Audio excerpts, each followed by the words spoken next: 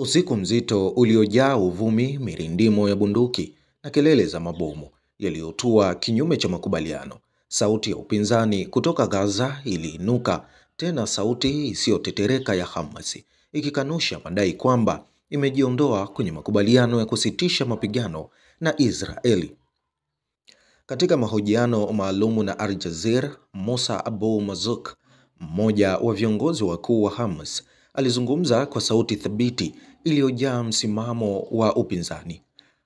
Hatutafuti udanganyifu, hatutafuti ujanja, tunataka utekelezaji wa makubaliano na mwisho wa vita vya mauaji vinavyoteketeza watu wetu. Maneno hayo yalianguka kama mshale, yakilenga moja kwa moja madai ya Israeli kwamba Hamas imeanzisha mashambulizi upya, kwani Abu Mazuk aliitaja ripoti hiyo kuwa uongo uliopangwa kwa ustadi wa propaganda.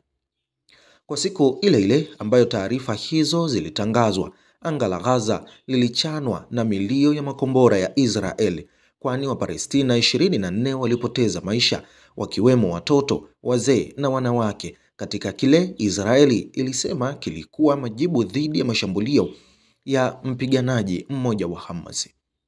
Lakini Hamas ilijibu kwa ukali usio na mfano, kwani Izzat al-Rishek kutoka ofisi ya kisiasa ya harakati hiyo, akizungumza na Quds News Network, alitoa tamko zito kama gurudumu la tanki linalosonga usiku wa giza. Akinukuliwa alisema, Israeli inabuni visingizio, wanataka watoke kwenye makubaliano na kurejea katika vita vya kutufuta. Wao ndio wavunjaji wa makubaliano kila siku na kila saa.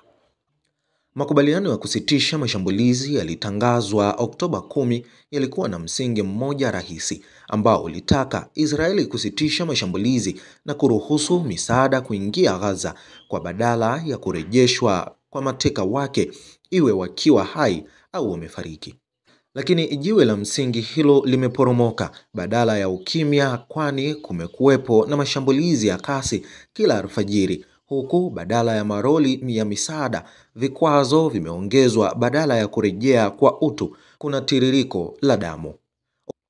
Ofisi ya habari ya Gaza imeweka rekodi ya kutisha kwa kile inachodai kuwa kuna uvunjaji wa makubaliano 497 na vifo 342, pamoja na mamia ya wengine kuachwa wakipumua kwa tabu kwenye vifusi vya majengo yaliyosambaratishwa.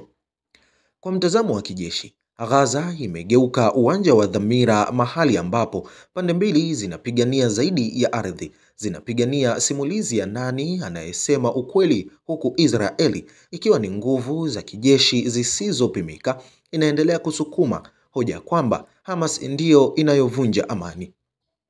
Hamas upande wake inaonyesha kwamba haiwezi kuvunja makubaliano ambayo hayajaheshimiwa tangu siku ya kwanza, na katikati ya majibizano hayo, adui wa kweli, raia wasio na hatia, wanaendelea kulia, kulala njaa na kuzikwa chini ya mwanga hafifu wa anga la vita, ilidai Hamas katika mahojiano hayo. Katika hatua nyingine, ndani ya anga lililotapakaa moshi, ambako harufu ya vumbi na baruti imekuwa kama wingu lisiloondoka, sauti ya upinzani wa Palestina imerudi tena kwa ukali. Hamas, mnara wa uthabiti katika ukanda wa Gaza, imeinua sauti yake kwa ulimwengu na kwa wale wanaojifanya wasikivu tu wanapotaka.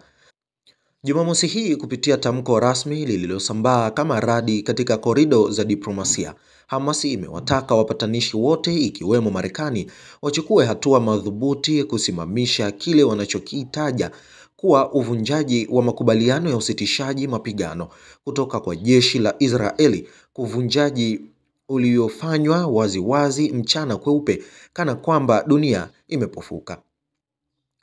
Kwa mujibu wa tamko hilo, Hamas imedai kuwa vikosi vya Israeli vimekuwa vikikanyaga mstari wa njano kila siku, wakisonga kuelekea magharibi ndani ya ukanda wa Gaza na kuibua wimbi jipya la kuhama kwa mamia wa familia, marundiko ya mizigo, simulizi za machozi na watoto wanaokimbia bila kuelewa wanatoroka nini. Ndivyo vilivyochora taswira ya siku kadhaa zilizopita. Kwa wakati huo huo, mashambulizi ya anga na mizinga kwenye ukanda wa Gaza wa Mashariki yameendelea kama hakuna makubaliano yaliyoandikwa, kwani Hamas imesema hii ni dharau ya makusudi na uvunjaji kamili wa masharti ya makubaliano ya kusitisha mapigano. Wakati mabomu yakiliza, taarifa yao inaongeza sauti ya uchungu. Makumi ya Wapalestina wanauawa chini ya visingizio vilivyochongwa katika maabara za propaganda. Mwisho wa kunukuu. Lakini sauti ya Hamas haikupungua uthabiti, bali wamesisitiza